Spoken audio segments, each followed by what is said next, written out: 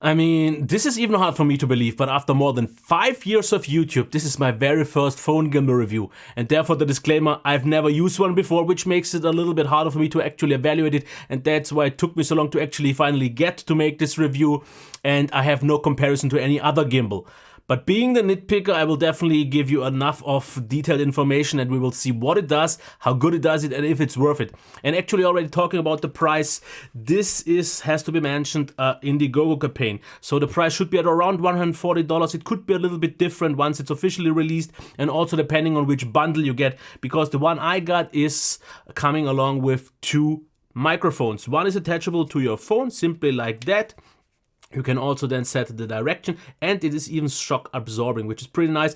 Costs roughly $10, which is what I found on Amazon. It's from Saramonic, and for the quite affordable price, this actually has quite a decent quality, same as for the Lav Mic, which is actually one that I've used in a few videos already. Works out totally fine, comes with a 5-meter extension cable and a dead cat, as you can see. And one thing that is important for me, actually, on my handy recorder, it actually stays in, which is not the case for my $120 Sennheiser mic, which has a spring in it, and if you just touch it, it bumps out. This is pretty annoying, so not a thing here. So that's about that. So let's take a closer look at the gimbal itself. It weighs roughly 440 grams, and it's supposed to be kinda the smallest in its league.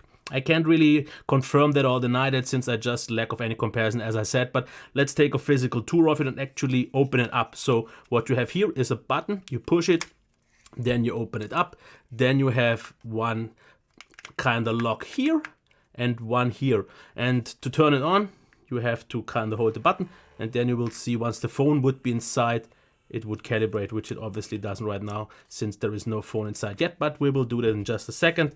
Other than that, we have the controls here to move the arm. Here we have a menu button or an option button.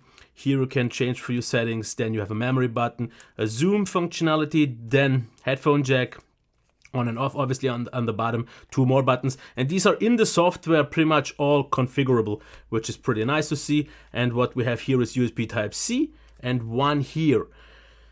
Now the cool thing here is about that you can actually use wireless charging to charge your phone while you are using it. I think that's definitely something quite handy. So let's attach it, and depending obviously if you would for example use the microphone here, and it would kinda, yeah, then maybe bump into it, but that depends on where you have your headphone jack and such things. But I would say, let me actually now turn on the phone, turn on the app, which we get into in a second, and now let's turn it on. So let's see. And it does a little bit of some calibration, which is where it stands, and now it's pretty much already ready. It actually, this is a little bit of an unfortunate thing actually for me. So you can see I just got a firmware update. When I used it for the whole day, this did not appear. So I'm not gonna do this right now, but we will still enter it, and it seems that I can't maybe even skip this. No, we can. Good. Now, for example, buttons, we can, for example, push this and it will switch to portrait mode. If we long press it, it would, for example, rotate the camera 180 degrees. I mean, it can't right now do it properly because I'm holding it wrong. Then, if you, for example, move it and you want it to get into its main position again, you can double press this button and it will do it, as you can see here. So functionality wise, it's good. What I've noticed though is if you have a very sensitive mic on your phone, and it moves due to the motors inside, it will pick up that sound. But if it's a little bit of a louder environment, that's not an issue. But what I actually want to do right now is get into the software, because the physical tour is pretty much done already, and we will see a little bit more about its functionality. But let's get into the software, which I have to say is a little bit of a bummer. First of all, it looks a little bit cheap, like one of those kind of pretty cheap third-party apps in terms of functionality, though it's good because you get a lot of features. For example, we have 4K up to 30 frames, but sometimes for some reason, if you maybe change to the front cam, you only have 1080p available, and then you have to enter or exit the app and enter it again. So that's a little bit of something. But video quality is very high though, because it records with 100 Mbit. You can obviously change the resolution here, the video quality, have a grid, zoom auto, zoom focus speed. You can change from fast to slow and medium. There are some camera parameter settings, as you can see here, wireframe mode. Now, in terms of gimbal settings, we have different scenarios. For example, you can use the follow speed, you can set it to fast, which is what I used in my demo. You can also set the tracking area to wide or medium, whatever you want to. So I used what you have seen, pretty much the worst possible situation, since it changed from what I've actually had before. Then you can use the slide key, what it does, zoom, or for example focus, customize the buttons, the one on the back for follow mode, switch camera. So as you can see, there are quite a lot of different ones. 180, wireless charging, orientation switch, follow toggle mode, and so on and so forth. We can then also calibrate it and make the drift calibration. Usually you should only do it once and then it should stick, but sometimes it can happen because quite often it was like 2 degrees off for me, but with that it kind of did. And you can see optimization of the drift calibration happened on the new one. The app is actually pretty straightforward because, for example, you have manual focus, autofocus, and continuous focus if it's in the right mode. But as you can see, we are in time-lapse mode, which is what I want to get rid of now. You have autofocus continuous and autofocus. But if you want to use, for example, something like face tracking, which I will show later on, you need autofocus because it didn't work for me otherwise. You can then enable some different modes, switch the camera, obviously, light, and then you have different modes, which actually, if it's with Bluetooth, should work also like this. No, it does not, but usually it should. Let me actually try this again, because usually I only used the app in the gimbal. Okay, guys, we have to get out of the app, enter it again, and nothing else has happened. So let's get rid of that. Try it again, connect, and usually this button would have ended up, maybe because of the update. So, but that's the app. It looks a little bit cheap, and one thing that I have to say, it crashes a lot. Oh, it's actually not even turned on. Okay, that's the issue. So let's get rid of that. No, I don't want to. So here we can see, now you could switch. As you can see, now it fights a little bit. Face tracking, we have object tracking, time-lapse, motion time-lapse, video, slow motion, and this, for photo we have Sudoku, panorama, night shot, light field, light paint, photo. So you can quickly switch between these, and as you can see, if I would have had it actually on, it would have worked like this.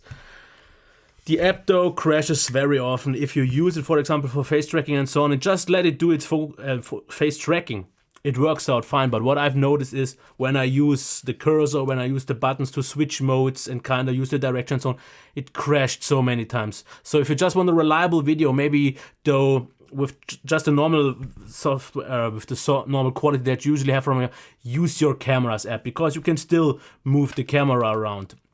You can still do everything else. It just doesn't, for example, allow for face tracking, obviously, and such things. But the app, I mean, I got like 3 updates already, because at first it was crashing all the time. Even though I have to mention this is on Android. When I used it actually on the iPhone XS, I had no crashes at all, and everything worked already months ago. So if you have an iPhone, this should be a non-issue.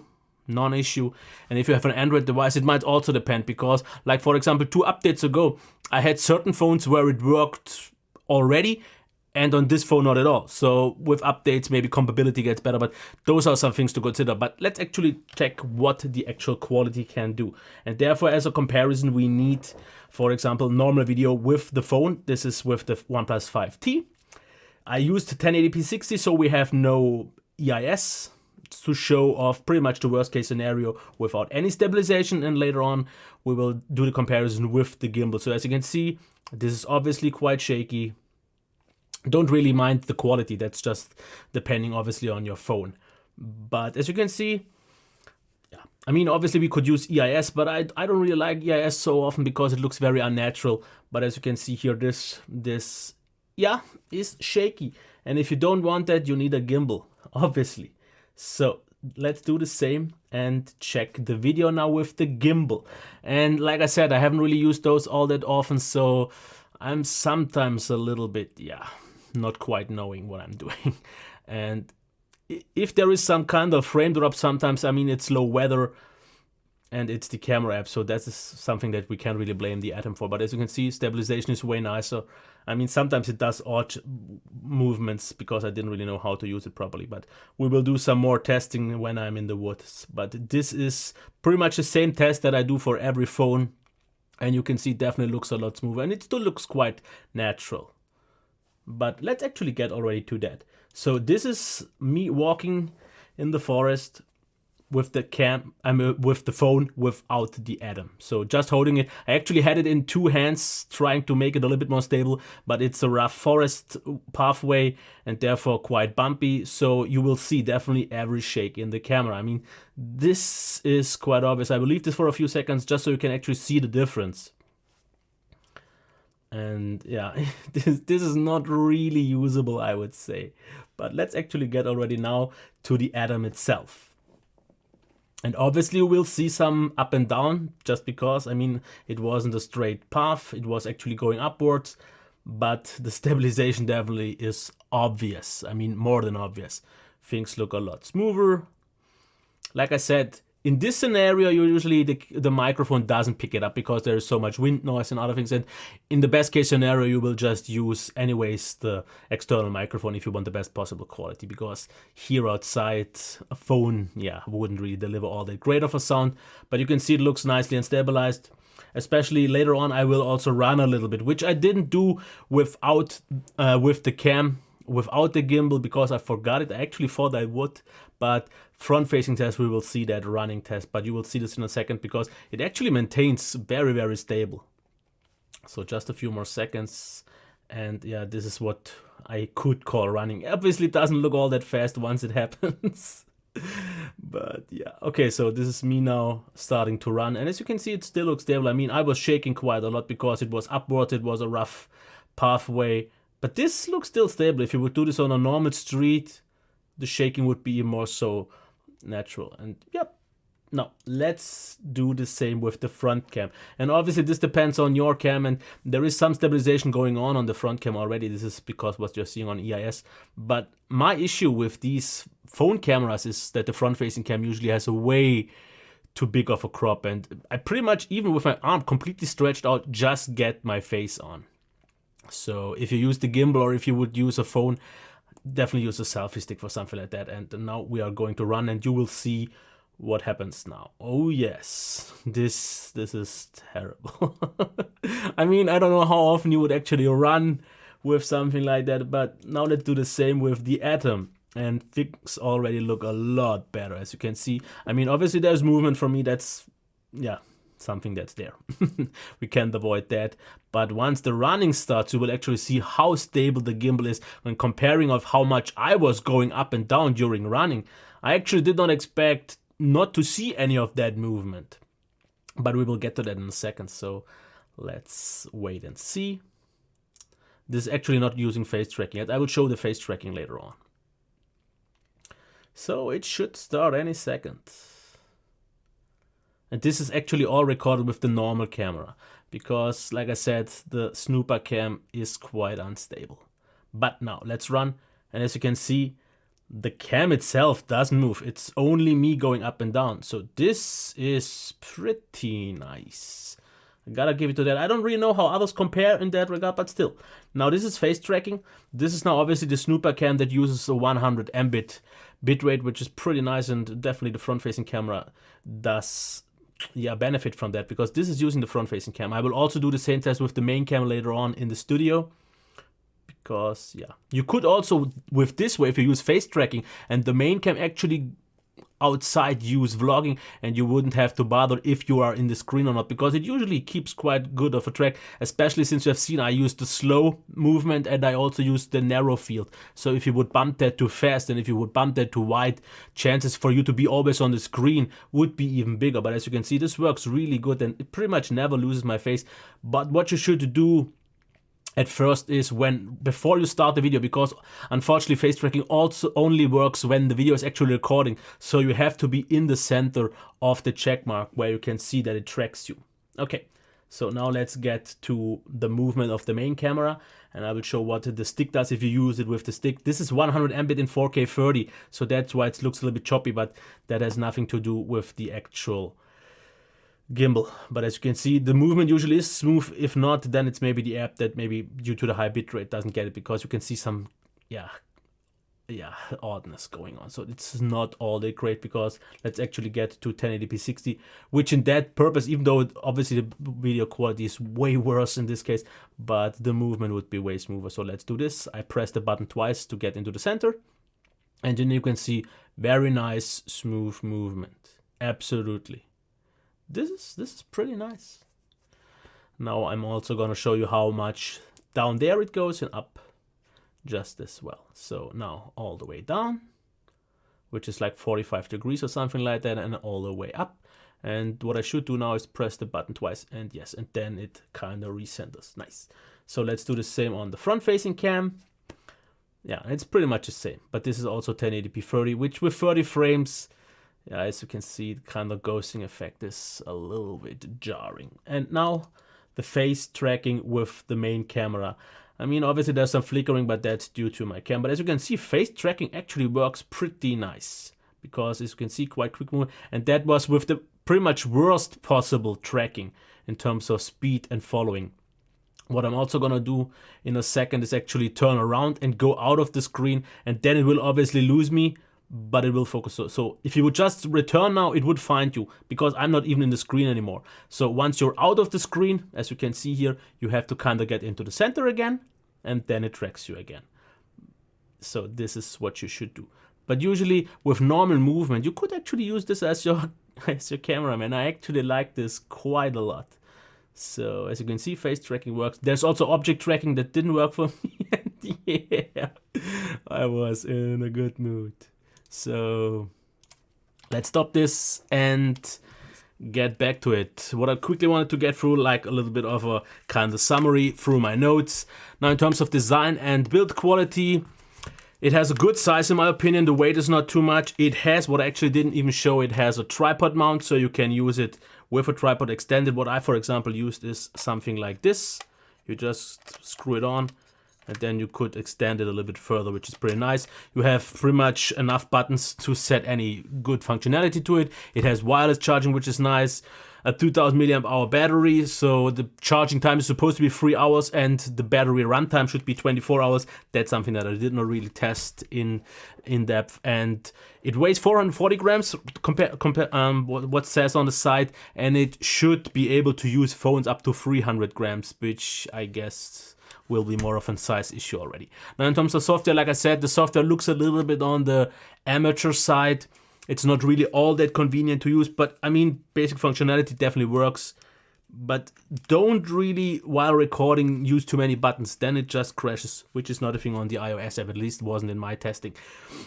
Face tracking works only while recording, but then actually quite nice.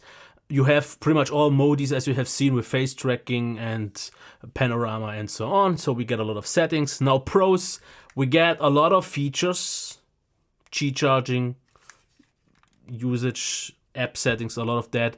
We get, at least in my case, actually pretty nice, affordable, so they don't break the bank, but still deliver quite a good quality microphones. On the con side, for example, that the microphones could pick up the motors while it's moving, but usually only in super quiet situations. But I would mostly tell you to just use an external microphone anyways, because yeah, phones don't have the best quality anyways. And if you just use it for kind of B-roll and so on, you won't have any sound anyways. Then what I've noticed, if I do some very quick movements, especially due to the sides and so on, then it sometimes just locks up and it doesn't know what to do. Then it sometimes also switches in the wrong position. So portrait or landscape happens sometimes. But if you get to use it, if you get to know it a little bit more, you know how quickly you should do it and which angles you can do. So that was me just not knowing what I'm doing. And then the software, like I said, not fully stable yet on Android. So overall, of a price of 140, I think it definitely delivers a lot, but I just can't really tell you in comparison to anything else if it does anything better or worse than the competition, if it's really smaller or anything like that. But you've seen what it does, you've seen how well it does it. I mean, I have to say that the stabilization definitely is nice if you're just used to something like from a phone. So it's definitely a step up from that. But DJI and a lot of other brands are specialized on doing just that as well, like Snoopa is. But who's better? I don't know. Therefore, I would need a lot more others in testing, but I guess maybe you can actually tell me if you've used it or if you have used other ones and you know how they compare, if they have the same thing with the software or quick movements or anything like that. So let me know that in the comments, and all the links will be down there below. Otherwise, have a nice day. Bye.